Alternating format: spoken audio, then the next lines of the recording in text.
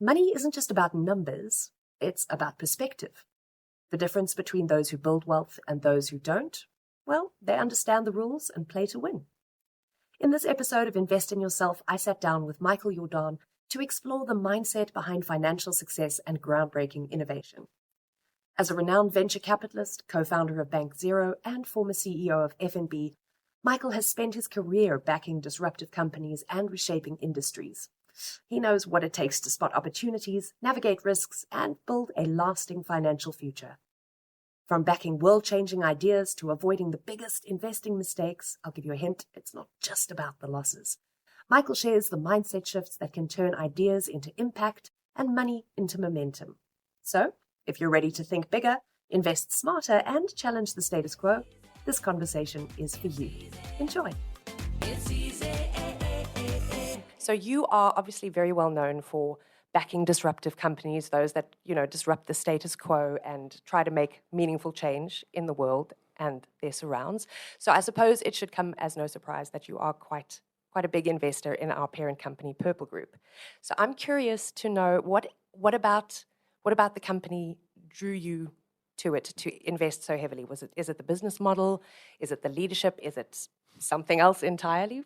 There are two reasons why I'm a proud shareholder of Purple. The one is the leadership team. I mean, Charles is a very compelling individual, and the way that he interacts with his team is the first thing you look for, particularly in my game, which is more making venture capital investments. So Purple's the only listed company that I hold. Oh, wow. And in all the unlisted companies, it really is either the entrepreneur or the entrepreneurial team. Without that, you can have the best idea, best business model and so on, but people have to implement it. The second one is that I really like the mission, if I can use that word, of democratizing finance and focusing on saving. I think there are far too many people in South Africa that borrow, that live from month to month, and people don't fully realize how incredibly empowering it is to be a saver and to have a nest egg, if something goes wrong, or to save for that dream that you have. So I completely identify with the goal of what Purple and Easy Equities is trying to achieve in South Africa. So innovation is obviously part of Easy Equities' DNA. It's no small feat to, make investing this big thing accessible, simplified. Anyone can do it. And because you back so much innovation, I wanted to know, what makes a good innovator? Can anyone do it? Is it a skill that you have to learn? What are those magical elements that have to come together to truly call oneself an innovator? Yes, I do believe anyone can do it. Because innovation isn't some esoteric thing. It really is about solving problems. And you can solve problems in kind of very grand ways. I don't know, send satellites into space so that people in rural areas have connectivity. That would be one form of innovation. Or if you're a doctor and you find a cure for a disease. But it can be how you set up your household, or, stop a leak in your roof, or, get to school in a shortcut. It's essentially about solving problems and at looking at things in a different way and doing things in a new way. I think the personal characteristic that it requires is I'm somewhat of a risk taker, because innovation, by definition, means you're doing something new that hasn't been done before, that you haven't done before. So you need to take some risks and have that capacity to take risks, fail, stand up and try something else again. So it's probably attitudinally the most important thing is to know that you're going to make some mistakes, but knowing that if you don't make any mistakes in life, if you don't take any risks, your life's going to be worse off than if you are willing to take some. Wow, those are really great words. I love that. And so how would you apply that in a team? I mean, especially at Easy Equities, we work in the finance space. It's a little bit more traditional, a little bit more, there's a lot of regulations governing it. So how would you apply that innovation within a team space? Well, one of the things that makes innovation not only possible, but actually it's the reason for a lot of innovation, is to have constraints. So if you just had, for example, a lot of capital and you say, solve the problem, some people would just spend their way out of the problem. But sometimes if you say, listen, we need to do something, let's say there's some user experience we want to improve, but we just don't have the budget right now, start from scratch and think of new ways of doing it. So constraints are good. Then challenging a team, is there a way of doing it? Sometimes being unreasonable even in your challenges, because that makes you really think deep about why do we need to do something in the first place? Is there not a better way of doing it? So most of these things happen in your mind when you think of new ways of solving it. And they often don't happen during office hours. Newton just said, he's discovered the laws of gravity sitting under a tree when an apple fell. A lot of people will tell you good ideas come when they're in the shower or having a run. So you pose the problem, pose the challenge, and then give it time to ferment in a unconventional way. Yeah. And often the people who come up with the solutions are surprised in themselves, and people in a team surprise their team members when they come up with a new way of doing things that is better and hasn't been done that way before.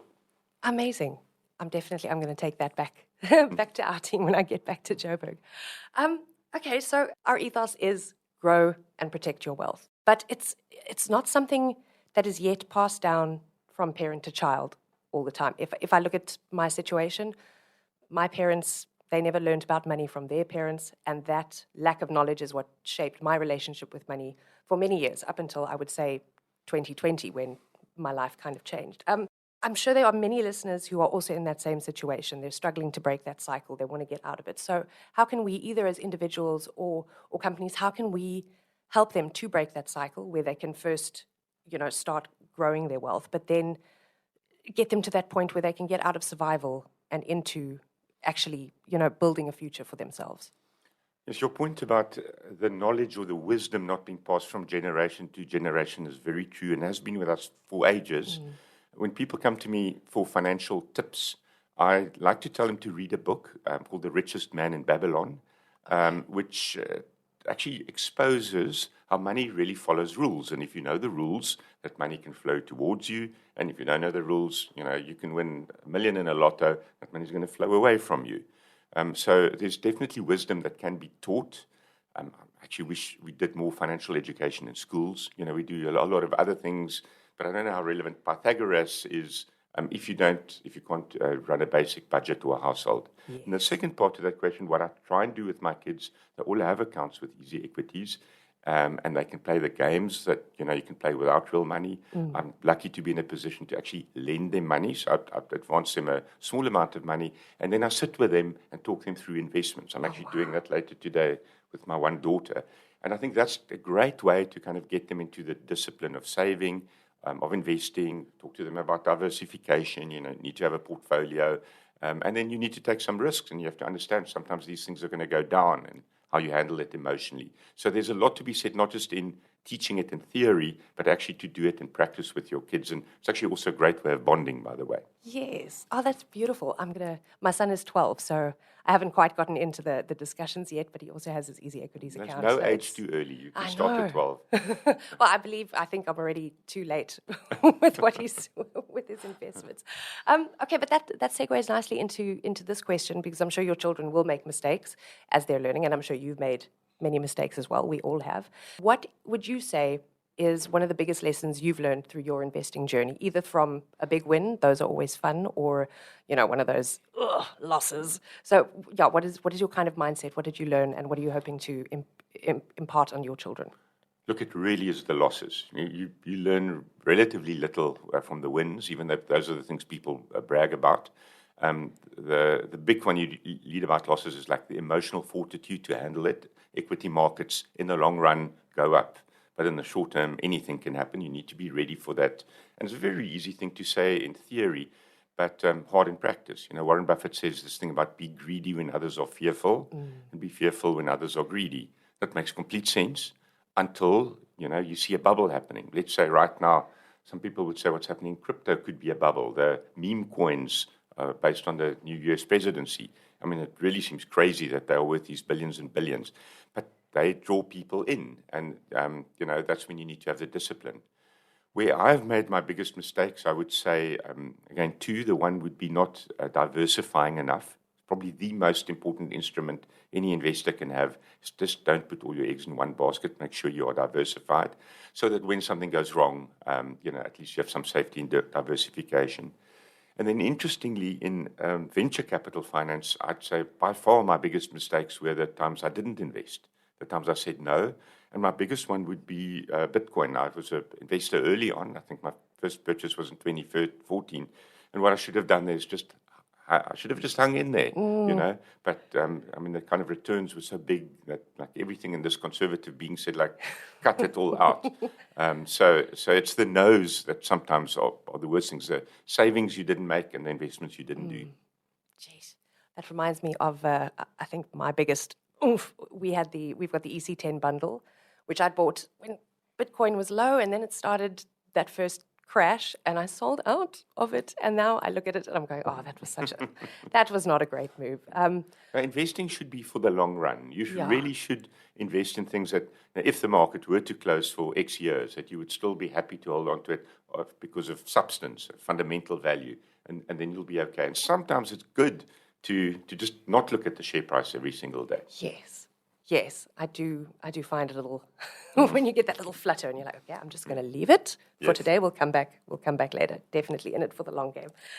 This has been amazing. Thank you so much. Before we end off, I just want to have a little bit of fun and get some of your must recommendations. So, first up, what is your must read book? Look, I love reading. I'm a nerd. I mean, there's so many books.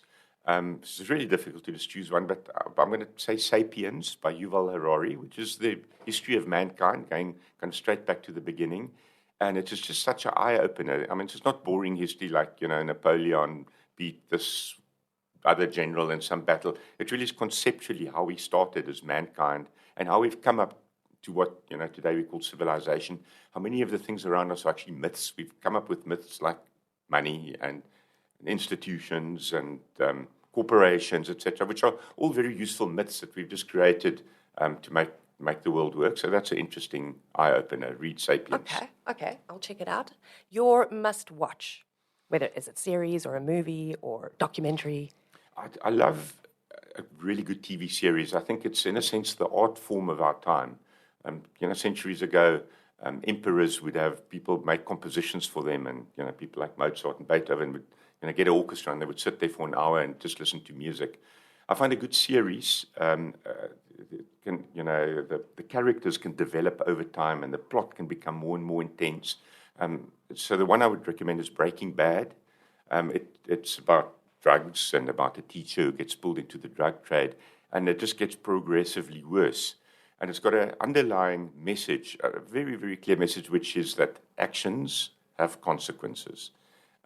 So there's a life lesson in it, but it's masterfully done. It's a great story.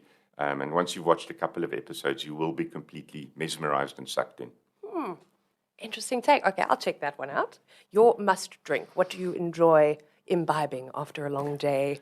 Or, yeah, what's your tipple? So I live on a wine farm called Bartonay.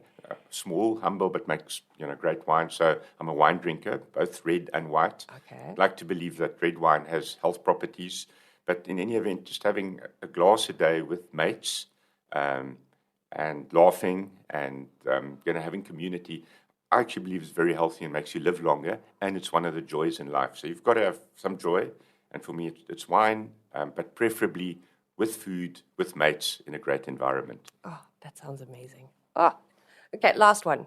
Your must visit. Like, where do people have to go visit before the end? So I'm going to give you a broad answer, if I may. I think you have to visit the world. What I mean with that, it's not like you're just going to have one visit to, I don't know, the Taj Mahal or the Eiffel Tower or see the Northern Lights. You just have to be a traveler. You have to continue journeying. The one is just to escape the local view that, you know, everything around us is the world.